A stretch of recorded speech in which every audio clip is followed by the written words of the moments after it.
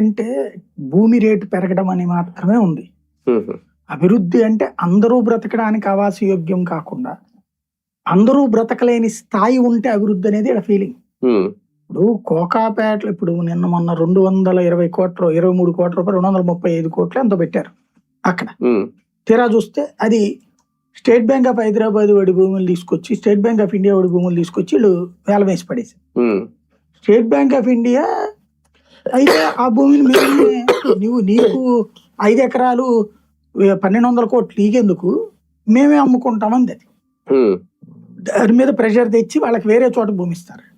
ఇప్పుడు 1000 కోట్ల రూపాయల భూమిని 1200 కోట్ల భూమి వీడు వేలం వేసుకుని వేరే చోట 100 కోట్ల రూపాయలు వేలం అయ్యే భూమిని వీళ్ళకిస్తే మోసమే కదా అది.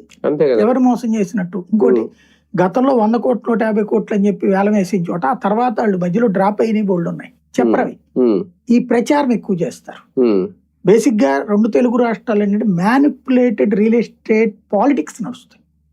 రాజకీయాలలోనే రియల్ ఎస్టేట్ ని చూపించి దాన్ని మ్యానిపులేట్ చేస్తారు. ఇది సహజ సిద్ధంగా జరిగేటటువంటి ఒక ఆట. ఈ ఆటకి ముగింపు లేదు ఎక్కడా కూడా. ఇక్కడ సమస్య ఎక్కడ వస్తుంది. ఇప్పుడు ఎదురవుతున్న సమస్య ఏంటంటే అమరావతి. ఇప్పుడు మొన్ననే చంద్రబాబు గారు చెప్పారు విజయవాడ గుంటూరు మంగళగిరి అన్ని కలిపి అమరావతి. మరి అన్ని 29 గ్రామాల్లో ఎందుకు పెడుతున్నారు స్టిల్ నౌ?